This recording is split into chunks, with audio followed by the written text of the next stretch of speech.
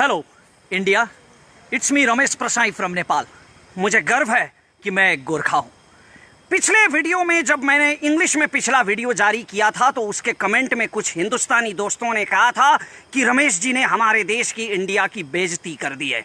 नहीं करना चाहता, कोई भी नेपाली इंडिया की बेइज्जती नहीं करना चाहता। हम तो सबका सम्मान करते हैं, लेकिन आप लोगों के वो इंटेलेक्चुअल टेररिस्ट, वो बौद्धिक आतंकवादी अर्नब गोस्वामी और उसके फेलो पत्रकारों ने मेरी मातृभूमि की इतनी बेइज्जती कर दी कि मुझे उन्हें उन्हीं के लहजे में जवाब देना पड़ा।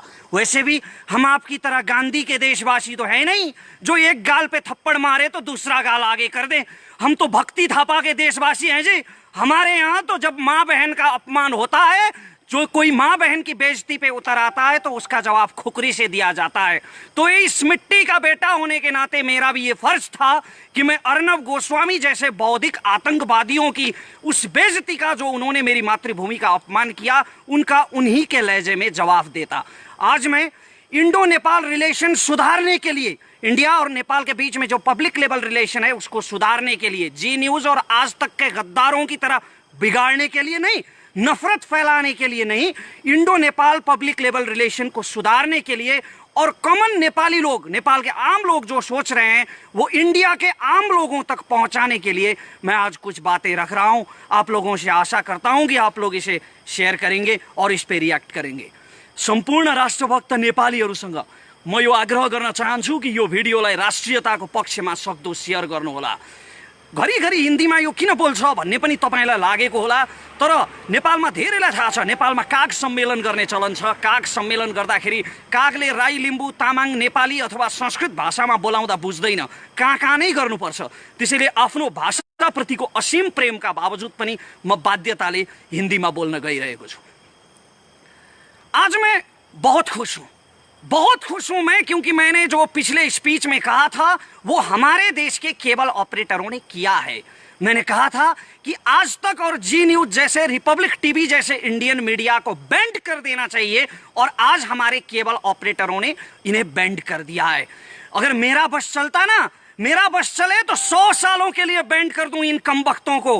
अरे हमने इनके पिता का कर्ज लिया है क्या? इनके बाप दादाओं का कोई कर्ज है क्या हमारे ऊपर, जो हम पैसे भी देते रहे और इनके मुंह से अपने मुल्क की बेइज्जती भी सुनते रहे? इस पित पत्रकारिता के जवाब में नेपाल सरकार ने नहीं, नेपाल के केबल ऑपरेटरों ने, गलतफहमी मत रखिए, नेपाल के आम केबल ऑपरेटर्स ने इंडियन मीडिया को बैंड किया है, और ये इन्होंने बहुत सही किया है। ये बैंड रहना चाहिए। मैं इंडियन मीडिया के इशू पर, अभी जो मूल प्रसंग है मेरा आज, केपी ओली, हमारे प्रधानमंत्री के बारे में जो प्रोपोगंडा इन्होंने किया है, ये केवल केपी ओली का प्रश्न नहीं है। किसी भी नेता का, शेर बहादुर देवबा, उपेंद्र यादव, मिनेंद्र रिजाल, राजेंद्र महतो, मेरे देश के किसी भी नेता का निंदा करने का हक किसी कमबख्त को इसलिए नहीं मिल सकता कि उसका मुल्क मेरे मुल्क से थोड़ा बड़ा है। इसलिए कोई मेरे देश के किसी भी नेता की निंदा नहीं कर सकता। और इस निंदा के जवाब में जो इंडियन चैनल्स पर नेपाल में बैंड लगा है, वो काम बिल्कुल सही किया गया है। मैं उस प्रसंग पर बाद में आऊंगा। पहले मैं कुछ हवा जो मचा रखा है इंडियन मीडिया ने, कुछ bloody propaganda, anti Nepal campaign जो चला रखा है, उसके कुछ प्रश्नों का जवाब देना उचित समझता हूं। आप लोग कहते हैं, आपकी मीडिया कहती है, इंडिया की आवाम नहीं, इंडिया की मीडिया कहती है कि नेपाली चाइना के साथ हो गए हैं, नेपाली चाइना के डायरेक्शन पे काम कर रहे हैं, चाइना के डायरेक्शन पे ये काला पानी का विवाद उठा रहे हैं। काला पानी का विवाद तब से है, और वैसे वो विवाद है नहीं कुछ। हमारे राजे महाराजाओं ने आपकी दोस्ती का वास्ता करके, आपकी दोस्ती का ख्याल करके 1961 में आपको वो जमीन दे दी थी ताकि चीन से आप अपनी रक्षा कर सके, लेकिन आप लोगों ने कोई दोस्ती नहीं निभाई और उस पर कब्जा कर लिया। खैर, जो भी माने, विवाद तो है काला पानी के विषय में, तो उसमें हम चाइना के डायरेक्शन पे काम कर रहे हैं, ऐसा आपकी मीडिया कहती है।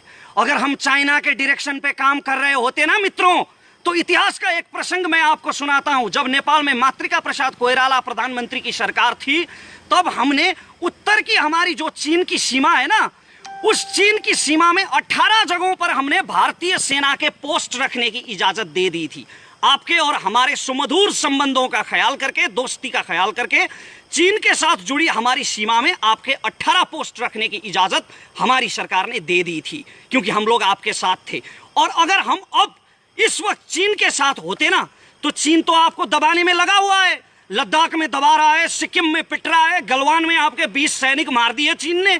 तो चीन आपको दबाने में जब अभी लगा हुआ है, घेरने में लगा हुआ है, अगर हम पूरी तरह से चीन के साथ में होते तो चीन की सेना को मेची किनारे लाके खड़ा कर दिया होता हमारी सरकार ने, आपके सिलीगुड़ी कॉरिडोर के बिल्कुल पास। वो सिलीगुड़ी कॉरिडोर जो इंडिया की नॉर्थ ईस्ट और इंडिया के मेनलैंड को जोड़ता है, उस सिलीगुड़ी कॉरिडोर के पास मेची किनारे आज चीन की सेना बैठी होती अगर हम नेपाली चीन का साथ दे रहे होते तो। नेपाल एक स्वाधीन राज्य है और हम चीन का ना इंडिया का, हम किसी का भी पक्ष में और किसी के भी विपक्ष में हम कोई कदम नहीं उठाते। हम अपनी स्वाधीनता सुरक्षित करने के लिए काला पानी पर दावा कर रहे हैं। जो हमारी जमीन है उसमें चीन का कोई रोल नहीं है, और चीन का रोल इसलिए है कि चीन ने आप लोगों के साथ ट्रेड ट्रीटी की है, व्यापार संधि की है उसने लिपुलेख को लेकर। लिपुलेख को व्यापारिक नाका बनाने की जो संधि चीन ने आपके साथ की है, हमने चीन को भी, सिर्फ आपको नहीं, चीन को भी हमने डिप्लोमेटिक नोट भेजा है और हम किसी के भी पक्ष में नहीं है। ये बात मैं क्लियर कर देना चाहता हूं। हमने हमेशा इंडिया के साथ दोस्ती निभाई है। कुछ मित्रों ने कहा था मेरे पिछले वीडियो पे कि इंडिया की बेइज्जती कर दी। नहीं, हम सम्मान करते हैं अपने पड़ोसियों का, जितना सम्मान आप हमारा नहीं करते। नहीं तो मैं जितनी अच्छी हिंदी आज बोल रहा हूं बिना किसी हिंदी बैकग्राउंड के, कोई भी इंडियन जो नेपाली ओरिजिन का ना हो वो इतनी अच्छी नेपाली बोल के दिखाए। हम हमेशा अपने पड़ोसी का सम्मान करते हैं। चाइना के साथ आपका जो प्रॉब्लम चल रहा है वो आपका प्रॉब्लम है। आप लोग पावरफुल हैं, आप दोनों देशों के पास बड़ी बड़ी सेनाएं हैं, बड़े बड़े हथियार हैं, तोपें हैं, मिसाइल हैं। आप चाइना के साथ लड़ो मरो, उसमें हमारा कोई सरोकार नहीं है। लेकिन मैं युद्ध की कामना नहीं कर रहा हूं, मैं सिर्फ ये कह रहा हूं कि चीन का और आपका जो विवाद है वो आप दोनों का अंदरूनी विवाद है। और हमारी सरकार ने लिपुलेख और काला पानी के विषय में चीन की सरकार को भी डिप्लोमेटिक नोट भेजा है। तो ये कैसे साबित हो गया कि हम चीन के साथ हैं? ये क्या हवा मचा रखा है आपकी मीडिया ने? और एक और हवा मचा रखा है कि नेपाल और इंडिया में जंग हो गया तो क्या होगा। बड़ा अहंकार है भाई आप लोगों को अपनी शक्ति पे, बहुत बड़ा अभिमान है आप लोगों को। इतने छोटे से देश के साथ जंग की कल्पना करते हैं और ये कहते हैं कि नेपाल इंडिया की सैनिक शक्ति के सामने नहीं टिक पाएगा। आप तो बहुत धार्मिक कहते हैं ना आप लोग अपने आप को। अभी तो बीजेपी की सरकार है, उधर आरएसएस की सरकार चल रही है, बहुत धार्मिक कहते हैं आप लोग। तो बड़े गजब के धार्मिक लोग हैं भाई आप लोग राम मंदिर के लिए लड़ेंगे, मरेंगे और सीता के मायके पे हमला करेंगे। वैसे भी आप किसके दम पे ये दावा कर रहे हैं? हमारे भाइयों ने आप लोगों के लिए, आप लोगों की जमीन के लिए, आप लोगों की स्वाभिमान के लिए लड़कर यहां गोली खाई है, माथे पे गोली खाई है। आपके जनरल श्याम माणिक शाह कहते थे कि अगर कोई कहे कि उसे मौत से डर नहीं लगता, अगर कोई कहे कि उसे मरने से डर नहीं लगता, तो या तो वो झूठ बोल रहा है या तो वो गोरखा है। तो हमारे गोरखा भाइयों ने आप लोगों के लिए गोली खाई है कारगिल की पहाड़ियों में, वरना पाकिस्तानी पंजाबी पठानों से हमारा क्या लफड़ा था? आप लोगों के लिए मरे हैं हमारे भाई। अभी मैं नाम गिनवाने जाऊं तो 1000 के करीब हो जाएंगे और ये वीडियो ऐसे 100 वीडियो कम पड़ जाएंगे। हमारे भाइयों ने जो पुरुषार्थ आप लोगों के लिए किया है वो गिनवाने जाऊं तो ऐसे 100 वीडियो कम पड़ जाएंगे। हमने हमेशा दोस्ती निभाई है और आप लोगों ने अभी इस दोस्ती का लिहाज नहीं रखा है। और आप लोग नेपाल से युद्ध की बात करते हैं। आप लोगों को शर्म आनी चाहिए, लज्जा होनी चाहिए नेपाल से युद्ध की बात करते हुए।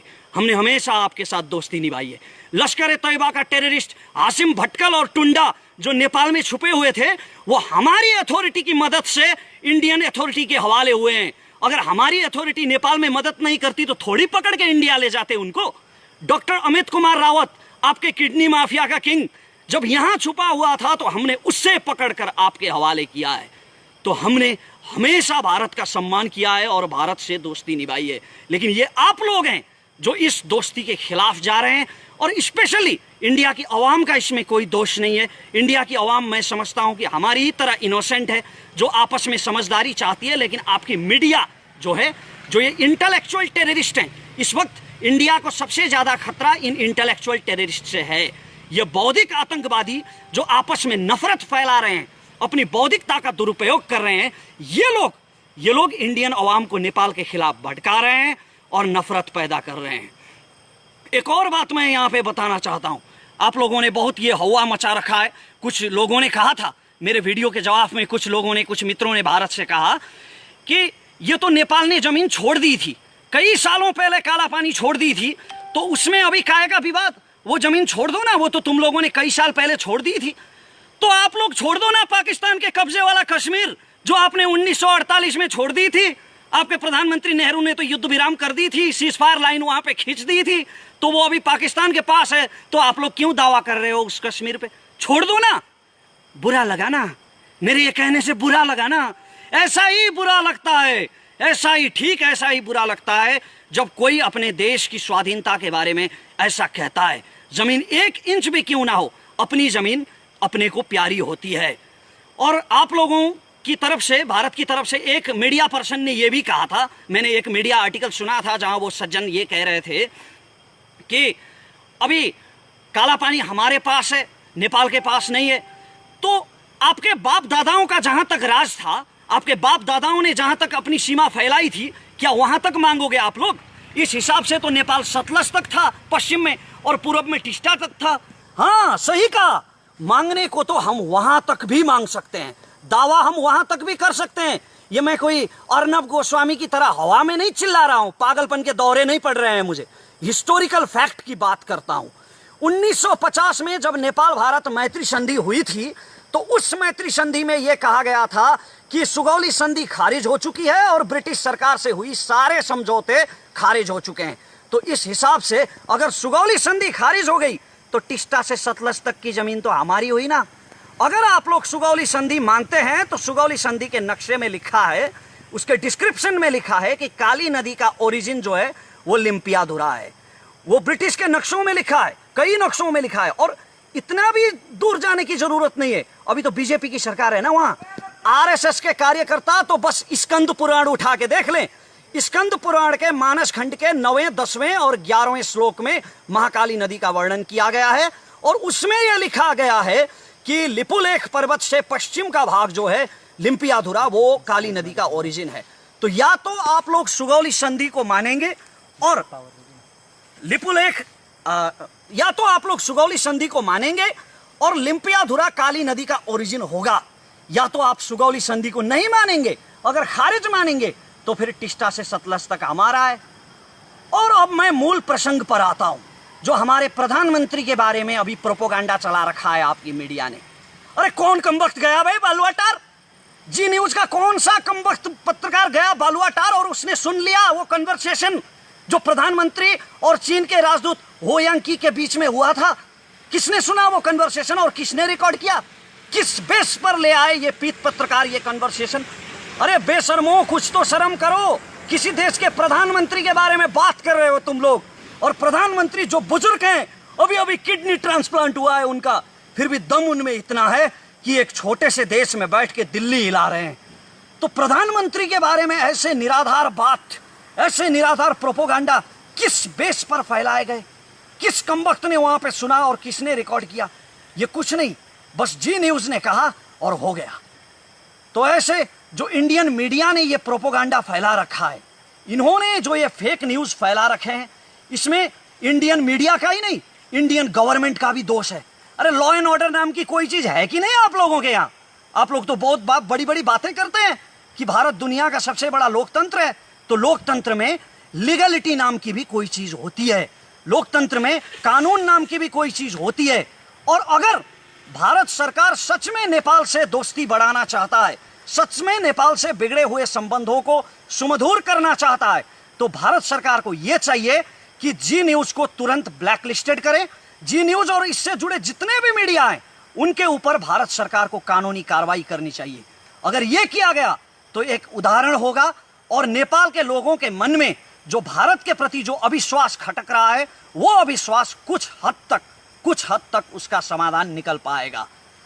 तो ये भारत सरकार को करना चाहिए, और इंडिया की आवाम, इंडिया की जनता जो नेपाल और भारत का संबंध सुमधुर हो, सुदृढ़ हो, ऐसा चाहती है, उन्हें भी ऐसे चैनलों का बहिष्कार करना चाहिए। ये इंडियन मीडिया है ना, जो ये पूरे साउथ एशिया के लिए कैंसर बन चुका है, ये ब्लडी प्रोपोगंडा यूनिट बन चुका है। इनको कोई सच नहीं चाहिए, सच का व्यापार करते हैं ये। और इससे केवल नेपाल ही पीड़ित नहीं है, सिर्फ हम ही पीड़ित नहीं हुए हैं इससे आपका भारत भी उतना ही पीड़ित हुआ है। ये लोग कोरोना के बढ़ते संक्रमण और क्वारंटाइन में पीड़ित भारतीयों की बात नहीं करेंगे। ये लोग एक पेपर में जो खाना खा रहे होते हैं, अखबार के कागज में खाना खा रहे होते हैं, जो उन पीड़ितों के बारे में बात नहीं करती है, उन गरीबों के मजदूरों के बारे में बात नहीं करती है। हिंदू मुस्लिम की बात करेंगे, तबलीगी जमात की बात करेंगे, कम्युनल हार्मनी को बिगाड़ने के लिए और उसका व्यापार करने के लिए। ये मैं फैक्ट के आधार पे कह रहा हूं, ऐसे ही नहीं कह रहा हूं। कोबरा पोस्ट ने, वो चाइनीज नहीं है कोई कोबरा पोस्ट, वो इंडियन मीडिया है, उसने एक रिसर्च किया था आज से 2 साल पहले, जहां पर आज तक जी न्यूज और ऐसे बहुत सारे इंडियन मीडिया के मैनेजर्स और उनके सोर्सेस से मिलकर उन्होंने ये कंफर्म किया था, उनके रिकॉर्डेड बयान थे कि वो लोग पैसे के लिए किसी के भी बारे में घटिया समाचार छाप सकते हैं, किसी के भी बारे में प्रोपोगंडा फैला सकते हैं चंद रुपयों के लिए। ये कोबरा पोस्ट का रिपोर्ट है। और हाल ही में आप ही की एक इंडियन मीडिया ने रिसर्च किया है, जिसमें यह पाया गया है कि बड़े बड़े इंडियन मीडिया और न्यूज चैनल्स के मोर देन 90%, 90% से ज्यादा उनकी खबरें जो होती है वो हिंदू मुसलमान के बेस पर होती है, वो राम मंदिर के बेस पर होती है, ऐसे ही विवादों के बेस पर होती है, विकास के मुद्दों की वो बात नहीं करते। खैर, ये भारत का अंदरूनी मामला है, लेकिन नेपाल भारत का ये जो संबंध अभी इतना ज्यादा नफरत फैला है, इस नफरत के चलते इंडियन मीडिया को बैंड करने का ये डिसीजन ये बहुत सही लिया गया है। और अंत में मैं ये कहना चाहता हूं कि हमारा जो संबंध है, ये रोटी बेटी का रिश्ता जो आप कहते हैं ना, आप लोग जो बड़ा भाई छोटा भाई कहते हैं, वैसे मैं बड़ा भाई मानता नहीं हूं इंडिया को, क्योंकि इंडिया से पहले हमारे देश की उत्पत्ति हुई है। और ये भी मैं फैक्ट के बेस पर कहता हूं। चाणक्य को आप लोग बहुत मानते हैं ना, कौटिल्य को, तो कौटिल्य ने अपने अर्थशास्त्र में लिखा है, जब मौर्य साम्राज्य नहीं बना था, जब चंद्रगुप्त मौर्य ने आपका वो अखंड भारत नहीं बनाया था, वो बनने से पहले कौटिल्य ने अपने अर्थशास्त्र में नेपाल देश का वर्णन किया है। तो इसका मतलब ये होता है कि अखंड भारत से पहले नेपाल का जन्म हुआ है। इसलिए मैं बड़ा भाई मानता नहीं इंडिया को, वैसे भी भाई तो हैं हम। तो ये भाईचारा नहीं हो सकता। आप किसी के प्रति इतना नफरत फैलाएंगे तो ये भाईचारा नहीं हो सकता। हमारा संबंध बहुत पुराना है, इतना पुराना जब मानव सभ्यता का ठीक से उदय भी नहीं हुआ था। हिमालय के हमारे किराती जाके हस्तिनापुर में लड़े हैं महाभारत की लड़ाई में, और राम जानकी का विवाह संगम, वो मुझे दोहराने की जरूरत नहीं है। तो इतिहास से वर्तमान तक हमारा एक सांस्कृतिक संबंध भी है, हमारा व्यापारिक संबंध भी है, हमारा बायलैटरल रिलेशन भी है। दोनों तरफ के लोग, अरे आपके देश से तो कई लोग तो यहाँ भिक्षाटन के लिए भी आते हैं। आपके देश में तो वैसे मैंने सुना है धंधा भी चलता है, ये धंधा भी चलता है कि किसी के पैर काट दो, किसी के हाथ काट दो और उसे भीख मांगने के लिए सड़क पे छोड़ दो। ये मैंने आप ही के मीडिया से सुना है। तो वैसे लोग, हाथ पैर कटे हुए लोग सैकड़ों की संख्या में यहाँ आके भिक्षाटन भी करते हैं। तो दोनों तरफ के लोग एक दूसरे के साथ काम करते हैं। और प्रधानमंत्री के साथ, प्रधानमंत्री के विषय को लेकर, प्रधानमंत्री के व्यक्तित्व को लेकर ये जो प्रोपोगंडा फैलाया गया है, इसके बारे में मैं ये कहना चाहता हूं कि ये प्रोपोगंडा अंतर्राष्ट्रीय रूप से भी इसने भारत की बेइज्जती की है। इसे पत्रकारिता के इतिहास में, विश्व पत्रकारिता के इतिहास में इसे काले अक्षरों से लिखा जाना चाहिए। वो आपका देश है, वो आपका देश है जहां सैकड़ों गर्लफ्रेंड्स बदलने वाले चरित्रहीन व्यक्ति को सुपरस्टार का तमगा दिया जाता है। लेकिन हमारे यहाँ कभी नेपाल घूमने आइए आप लोग, नेपाल में कोई भी लीगल रेड लाइट एरिया नहीं है। हम महिलाओं का बहुत ज्यादा सम्मान करते हैं और हमारा नेपाली समाज काफी चरित्रवान है। तो ऐसे प्रोपोगंडा पर यकीन मत कीजिए। और मैं इंडियन पब्लिक से ये निवेदन करता हूं कि ऐसे चैनलों का आप लोग बहिष्कार करें। हमारा जो बायलैटरल रिलेशनशिप है, पब्लिक लेवल रिलेशनशिप है, ये हमेशा चलता रहे। इंडिया और नेपाल दोनों देशों की प्रगति हो, यही मैं अंत में कामना करता हूं। और ये नफरत की दीवार जो ये इंटेलेक्चुअल टेररिस्ट फैलाने की कोशिश कर रहे हैं, आपके और हमारे दिल में जो जहर भरने की कोशिश कर रहे हैं, इस जहर से बचें। मैं ये सबसे प्रार्थना करता हूं। धन्यवाद। जय नेपाल।